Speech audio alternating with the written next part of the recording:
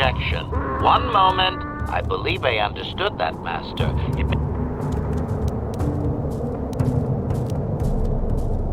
Cautionary. I am unsure, Master. Translation.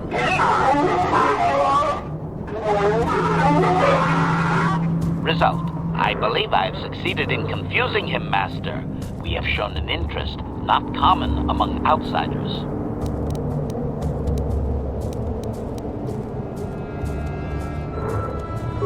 Translation.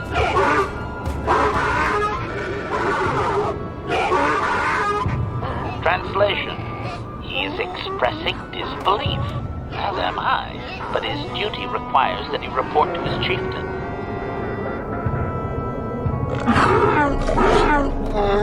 Translation.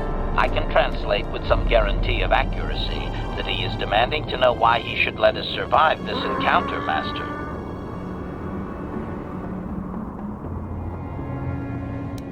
Extrapolation.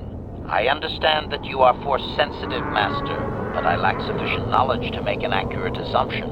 Hypothesis. Perhaps your ability does not take the place of actual language study when the subject is out of the ordinary. Or perhaps the Sand People confuse your ability because they actively refuse to communicate with most outsiders.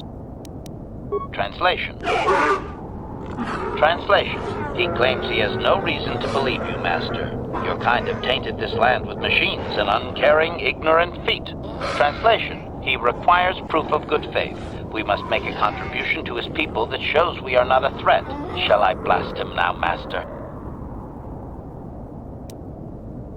Translation. Translation. He plans to move his people farther from Anchorhead, but they need to build up stores of water first. He says you must aid him. Translation. He wants moisture evaporators from the Zerka. If you deliver them, he will order that his people reduce their attacks on miners.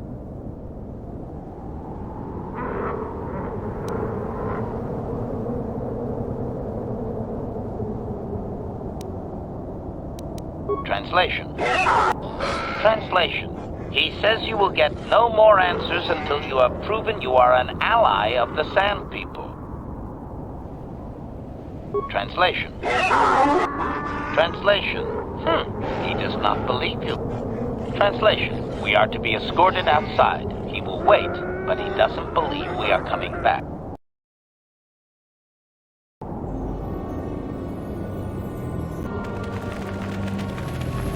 I'm tired of waiting, Comad. How big can this dragon of yours be? I'm going in.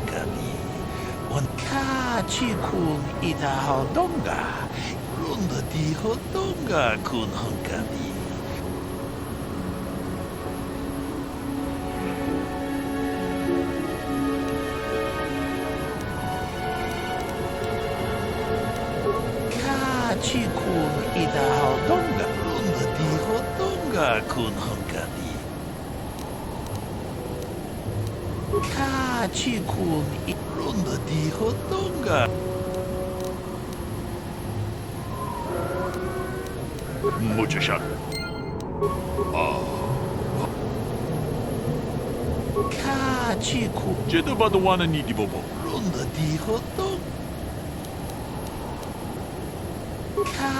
Runda di hotdog.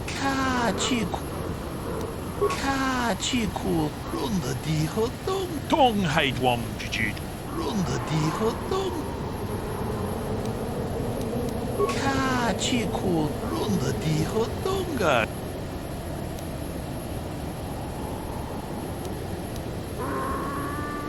Kachiku.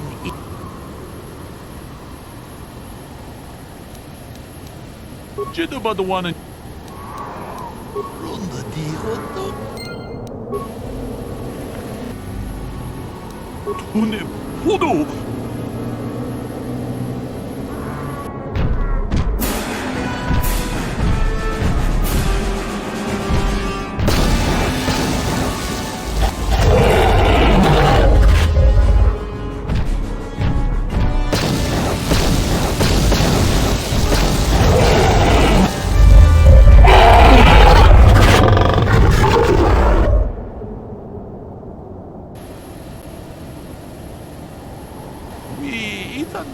Yata. Jedabadawana Nidibobo.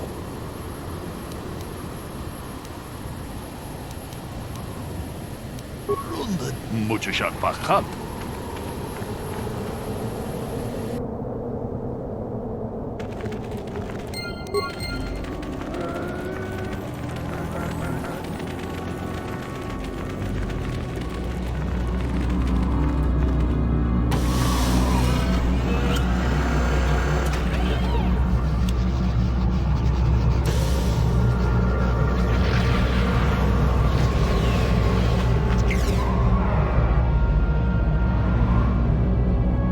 The star map. Even after all the thousands of years it has been here, it still has tremendous power.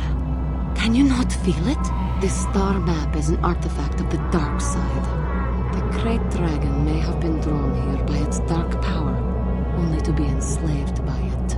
Come, we should leave this place. There is nothing else for us here.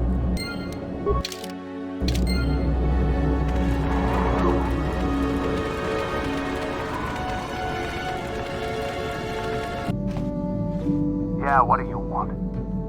The war we had with the Republic was supposed to be the most glorious battle in our history. But it was a very costly one. I guess we didn't think of how much we could lose in it.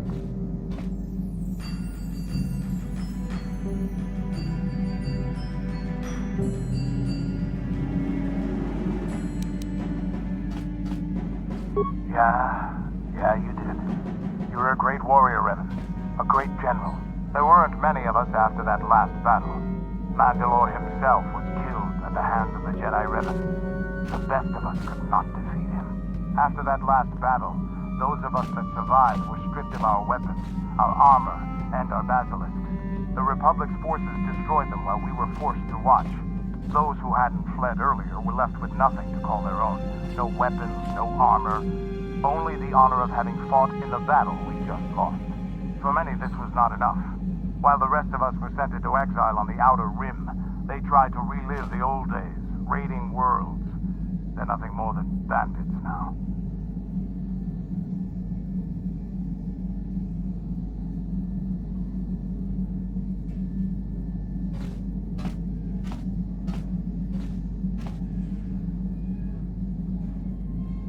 Yeah, I came to Taris. Enforcing for Davik was not stimulating. The gangs on Taris and Davik's rivals were trash. They give no thrill in battle, no honor or glory in defeating them. It was like stepping on bugs. I sought worthy challenges, but the best that Taris could offer were nothing to me.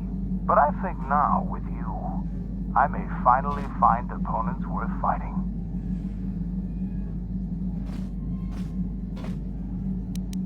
Maybe it'll happen, maybe it won't. Either way, I think that by following you, I can get something out of it. Maybe later I'll tell you more about what it was like to work for Davik. For now, though, we should get on with our lives. Is there something else you want to know? Yeah, what do you... Your... Statement. HK-47. Statement. I know some elements of my functionality, Master, but not all. Qualification. I suspected that it might, Master, but without memory, I had no way of knowing whether or not I knew that was true.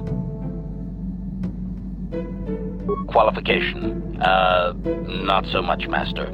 I spoke out of ignorance. I assumed the Ithorian was responsible for my memory loss. That does not mean I am not a fully loyal droid willing to serve its master. Right, Master? Observation. I am sure you are aware of the majority of my skills, Master. I can handle various sorts of heavy weaponry with ease. My physical abilities are well above those of your average meatbag, as are my sensor functions. An assassin, if you would. As you desire, Master. Signing off. Statement. Statement. Observation. My physical abilities. Caution. Shh, Master. Such a function in a droid is highly illegal. Commentary. Good. For I would truly hate to be turned into spare scrap, Master. That would be a waste of my genius engineering. Answer. My assassination functions are currently non-functional, having been deactivated by the meatbag Yukalaka on Tatooine. Were they functional, you as my master would be able to specify a target, and I would operate independently to the best of my ability to terminate it.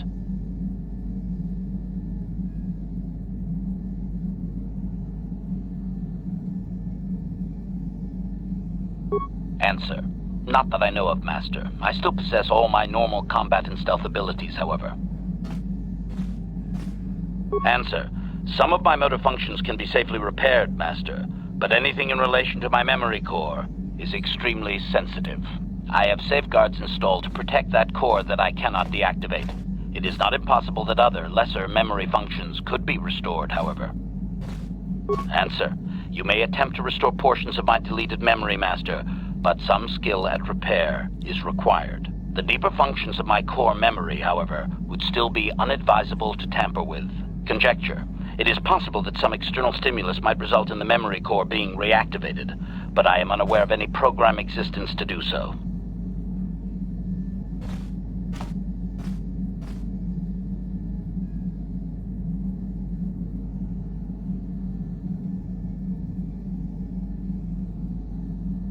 Conjecture. There may be hidden programming that awaits certain conditions to reactivate my memory core, Master, but there is no way to know. It is quite possible that tampering has simply erased my core permanently. If that is so, a meatbag will surely pay.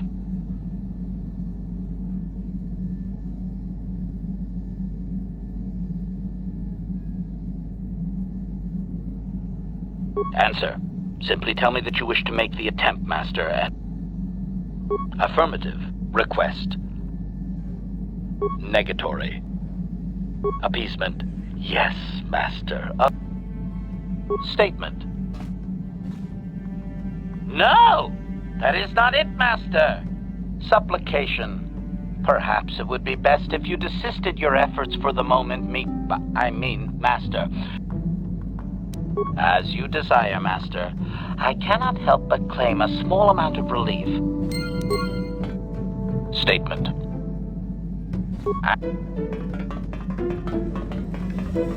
Got something on you. Did I say that? Strange the tricks memory plays on you when you get older. Didn't I say that my past was my affair? You don't see me poking and prodding you with questions, do you?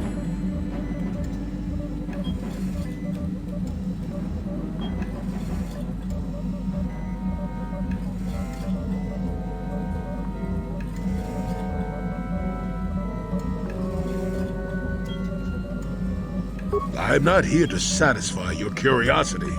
No staring at the old man. That's what the sign says, damn it. And besides, you don't really want to hear about me. We're talking ancient history. Probably before you were born. History bores kids. Proven fact.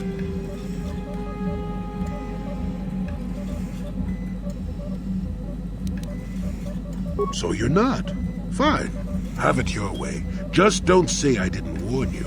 Yes, I was an adventurer. Happy now?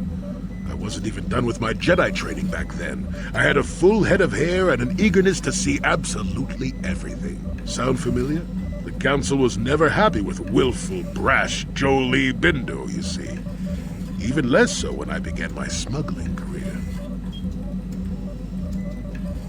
You're very sure of that, are you? My. You must be very learned and experienced to know so many things. At any rate, I was still a Padawan at the time.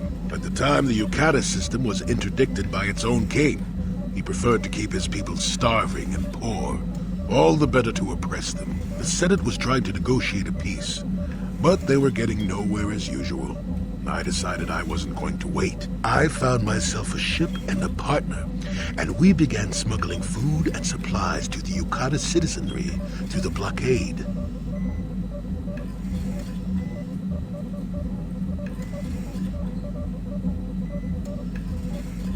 Oh, it was. I was a half-decent pilot in those days, and with the Force guiding me, we made it through some tough spots nobody else would have.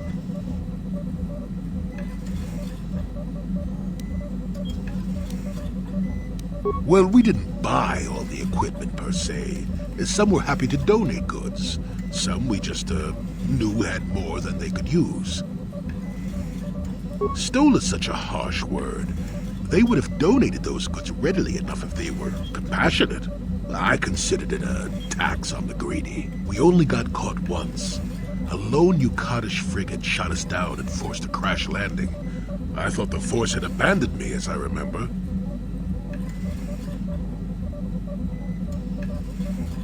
Oh, so you're going to speak for the Force now, are you? I deserve to crash, is that it? Well, as it happens, getting shot down turned out to be very fortunate. That day was the day Well, that was the day I met my wife. No, that was a good memory. There are just much worse ones that followed. If it's all the same to you, I'd prefer to stop talking now. My mouth is starting to draw fly. Got some.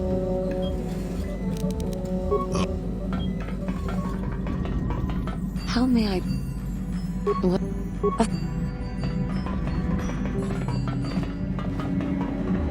What do you need? Talk about Alan.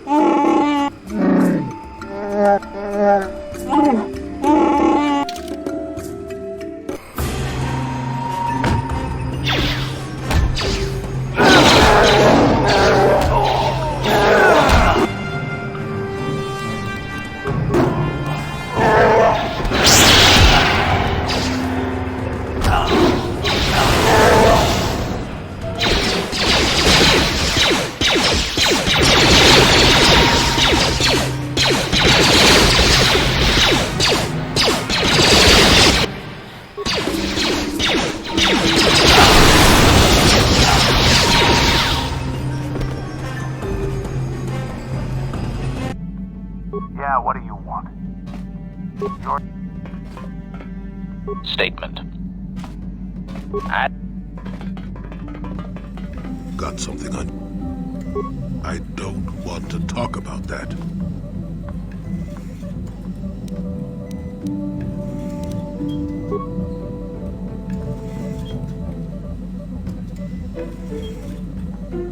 Let me tell you something. Once you've lived as many years as I have, you'll have yourself a long, long list of memories. If you're lucky, most of them will be good. If you're not, some will be bad. If you're really unlucky, some will be so bad you'll never want to be reminded of them again, ever. You'll go far away, to a place that doesn't hold any memories at all. And there you'll be happy just to forget and be forgotten.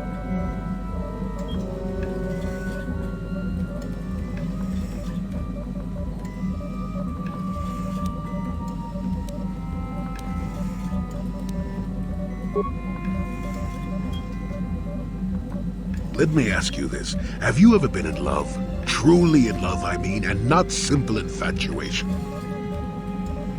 Exactly. You're still at the beginning of your life. There will be men in your life, perhaps many men. But if you're fortunate, you'll find love once. The Jedi, with their damnable sense of over-caution, would tell you love is something to avoid. Thankfully, anyone who's even partially alive knows that's not true.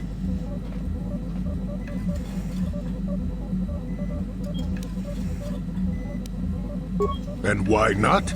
All this nonsense about avoiding love is so much foo-foo. I shouldn't be the only one who realizes that. Love doesn't lead to the dark side. Passion can lead to rage and fear, and can be controlled. But passion is not the same thing as love. Controlling your passions while being in love, that's what they should teach you to beware. But love itself will save you, not condemn you. Listen to me go on as if I had all the answers. What do I know of love anymore? I'm just a lonely old man who's not even a Jedi.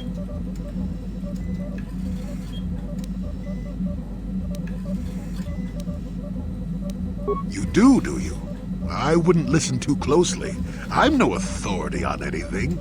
I just think that the greatest things in life shouldn't be avoided because they come with a few complications. Love causes pain, certainly. Inevitably, love is going to lead to as much sorrow and regret as it does joy. I suppose there are perfect eternal loves out there, but I haven't seen any. And how do you deal with the bad part of love is what determines your character. What determines the dark side's hold over you.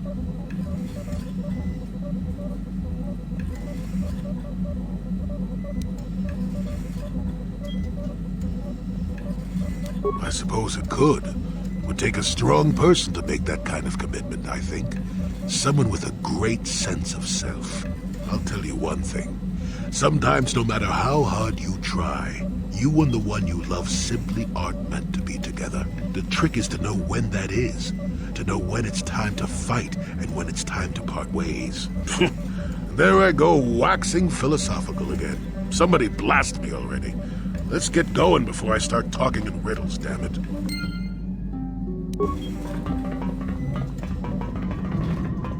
How may I be of...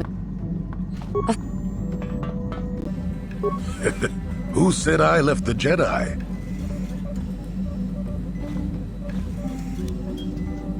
Well, technically I was only a Padawan. Not that that makes a difference to most, but as for the Order itself, no, I never left it. It left me.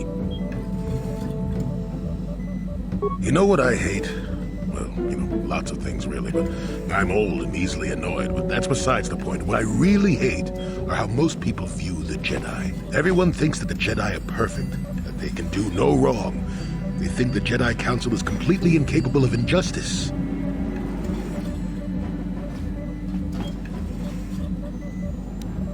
Damn right I disagree. The Jedi are just as capable of injustice as anyone else. They may try harder, sure, but sometimes they get it wrong. And I'm not even talking about how some of us fall to the dark side. No, that's plenty indication of our fallibility, but it's something else entirely. No, I'm talking about how more than often not, your average robe-wearing Jedi can try to do the right thing and still be completely wrong.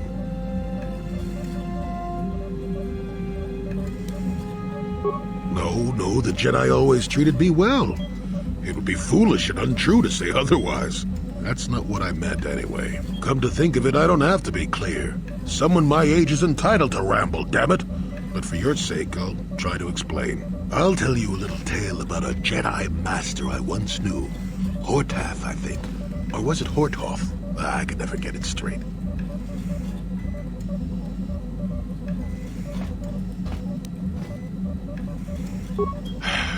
You know the problem with the youth today? They're young. Where was I then? Oh yes, Master Hortath. He was a kindly old Jedi who meant well, but the most nearsighted thing in the Corps, I swear. He would walk into walls, knock over tables, mistake apprentices for rancor beasts, that sort of thing. And he was too proud to submit to proper treatment. Some used to counsel him and urge to use the Force, Master Hortath. Allow the Force to see for you. But he refused to believe that his eyes were failing. He simply squinted more and more as the years went on. The other Jedi resignedly passing it off as the amusing quirk of a compassionate old man. I'm not finished yet. Now shush! So, one day a young Padawan meets Master Hortath in the courtyard and, not knowing of his blindness, asks him for directions to the council. Quite sure of himself, Hortath gave the lad directions, which happened to lead back outside and away from the Enclave. The Padawan is confused, naturally, and he asks if Master Hortath is sure, and of course Master Hortath says that he is. The Padawan suggests that perhaps he should ask someone else, but the proud Hortath now feels insulted. He tells the Padawan to take the route he prescribed and no other. Rather dejectedly, the Padawan did as he was told, and so ended up leaving the Jedi Order forever. It was decided that the boy's fate was to leave the Order anyway, though whether that was out of respect for Hortath or because the boy went on to something else, well, we'll never know.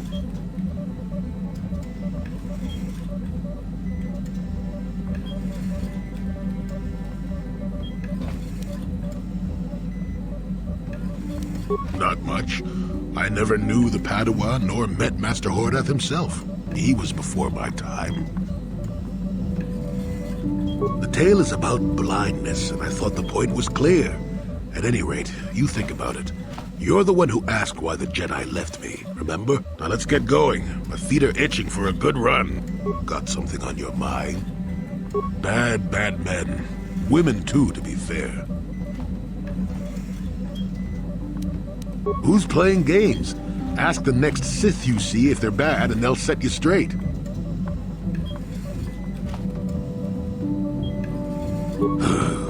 And just what gave you the impression that I know anything more about the Sith than you do?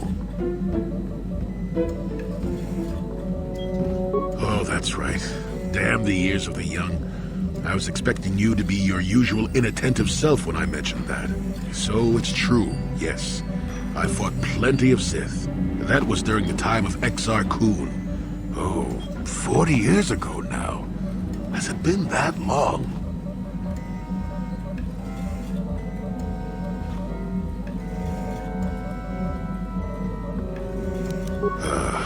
Exar was a Jedi who was corrupted by ghosts of the old Sith, or so they say. He attempted to conquer the Republic and create a new golden age of the Sith.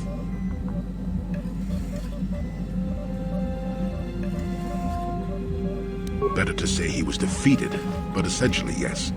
The victory did not come easily, however.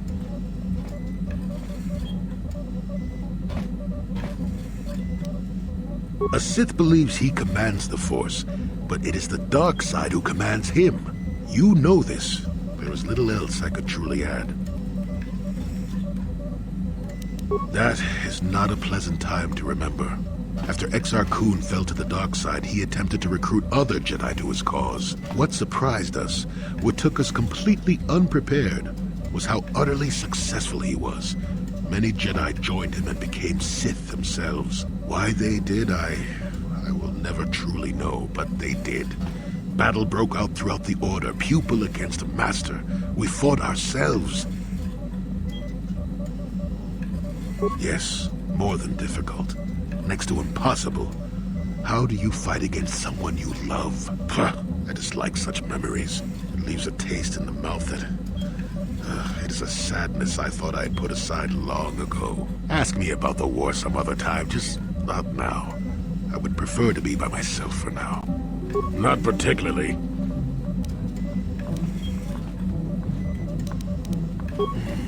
Such a charming and persuasive manner you have there. Forget it!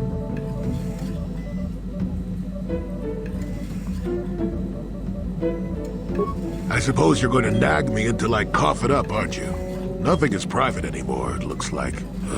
There's no escaping it, I guess. So be it. My wife's name was Neyama.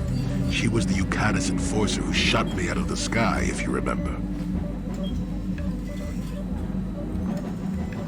My wife had plenty to do with the war. Upon meeting her, I knew right away that she was strong in the Force. That's why she was able to shoot me down. Neyama was a marvel of a woman. Fiery, determined, smart.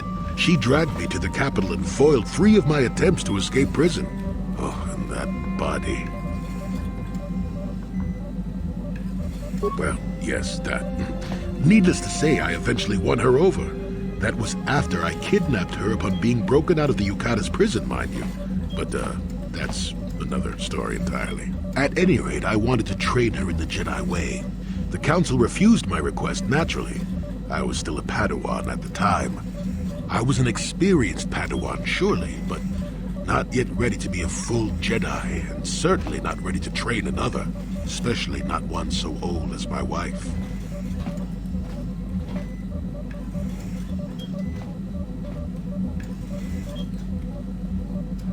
I did. I wasn't the first, and I won't be the last. The problem with self-righteous folk is they think they're more right than everyone else. I believed in her and trained her in secret. I ignored her willful nature. I loved her too much to see fault in her. And she loved me too. I know she did. At the time, our love was a shared bliss. Better than anything I had known before or since. Exar Kun is what happened. Neyama was inspired by Exar's promises of a new golden age. She wanted to join him. She came to me, pleading with me to throw aside what she called the decrepit trappings of the Jedi, to join her in Exar's war. I hadn't thought so, not right then. I was too proud to believe that of her. I had trained her myself. I loved her. I pleaded with her to reconsider, to think about all that she was throwing away, to think about what she would become. She would have none of it. Finally, in frustration, she attacked me. She drew her lightsaber and attempted to strike me down. It was a scene being repeated everywhere throughout the galaxy. Pupil against master. In my case, it was a long and terrible battle, but I defeated her. No, I had her at my mercy. Disarmed and defenseless. She looked up at me and she knew. She knew I couldn't do it.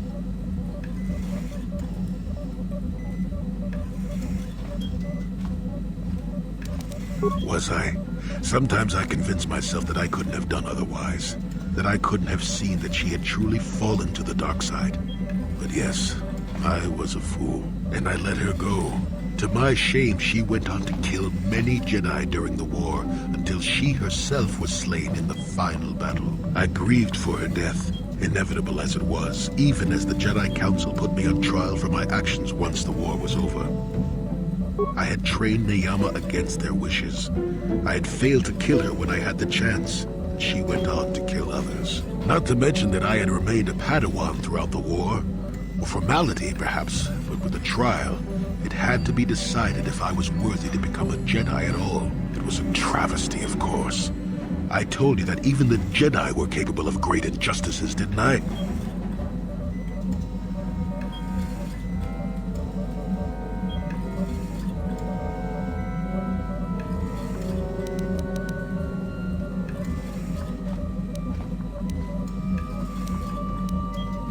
Of course I deserved to be punished. They found me innocent anyway, even though I deserved every punishment and more. They let me go. Mitigating circumstances, they said. I deserved compassion, they said. They said I had learned wisdom the hard way. For all I had done during the war, they wished to raise me to full Jedi status at long last. That That was when the Jedi left me. That was when they failed me.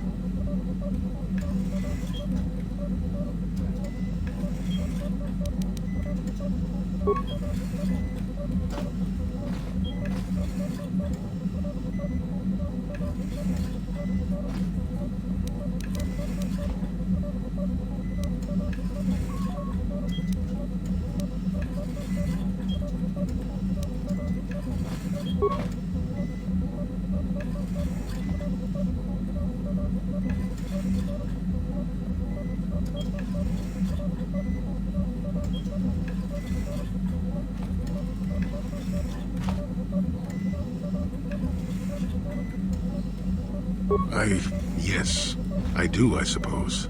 Does that surprise you? It is all so long ago, lost in the winds, I suppose. Nobody cares what an old man believes anymore, do they? Let's continue on with the task at hand. I would prefer to think of the present today. Oh, that was not until many years later, to tell the truth. I spent quite some time wandering the galaxy.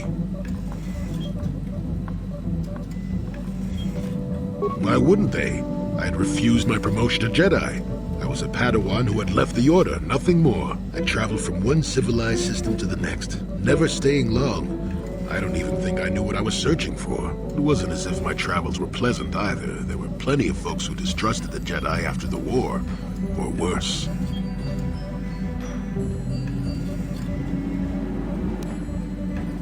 I suppose so. Not everyone would understand why the Jedi would suddenly start killing themselves and tearing up half the galaxy, would they? If people weren't treating me with suspicion, they were looking at me with greed. I don't know how many thought they could make use of me for their own ends. I got so sick of the treachery and deceit.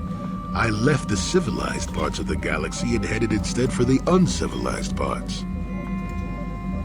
Actually, I was on my way somewhere else when I crash-landed on Kashyyyk. The ship I was using was a rust bucket.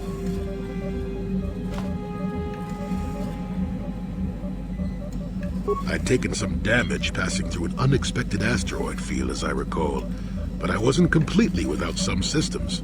I could still guide her a bit when I crashed. It wasn't what I would call the smoothest landing, especially considering I ended up smack at the depths of the Shadowlands. But I lived. Sure, why not? Seemed like an interesting enough place to spend a couple of decades exploring.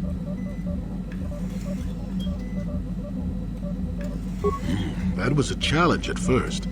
You've seen the kind of creatures that exist down there, and you missed the really big ones. I was still able to rely on the Force to keep me safe for the most part. The rest of the trick is keeping out of the way of most of the predators. No, that's true. Still, most of the creatures grew accustomed to me, and I to them. At least none of them ever heard of a Jedi.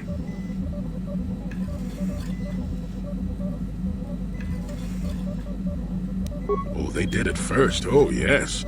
I can't say I was overly pleased to encounter a group of indigenous giant carpets either, I can assure you of that. Well, that was after 2 decades of helping them. They certainly didn't trust me at first. When I could, I would assist a few young ones who would get lost in the Shadowlands or attacked unexpectedly by the wildlife. I must say, for a while there, the Wookiees actually thought I was some kind of benevolent forest god. Amusing, really. I set them straight eventually.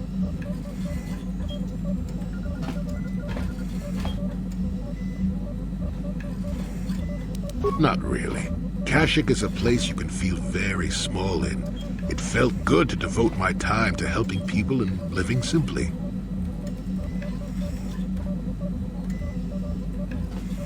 What can I say?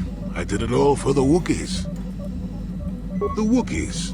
Well, okay, maybe I needed some time on a quiet and remote planet, but if you ever need a friend, an incredibly strong hairball isn't a bad call.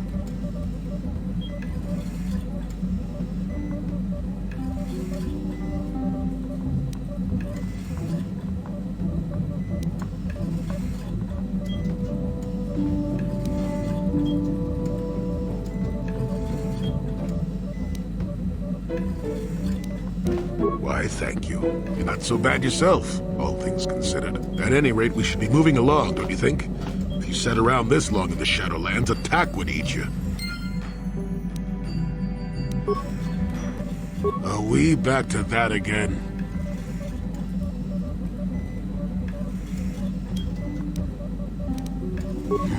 What's the best way for me to approach this?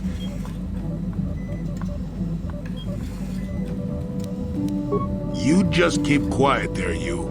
I've had to put up with all your busybody questions, haven't I? Well, now you listen to a story, damn it! Now, where was I? Oh, yes, the story. You almost made me forget about it. Nice try, but I'm not that old just yet. Now then, a young man sees a terribly venomous snake in his small village. Nervous, he watches the snake carefully until it leaves. The young man follows the snake into the forest. He clears the branches out of its path and helps it over obstacles. He even works to keep it fed. Shush!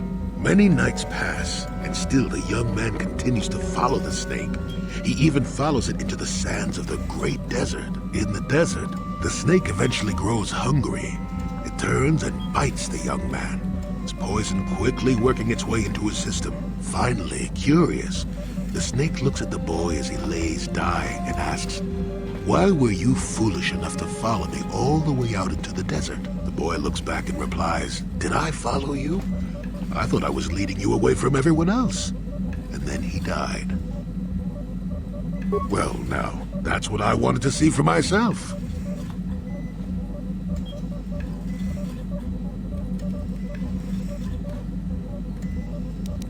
I've told you before that you have a destiny before you.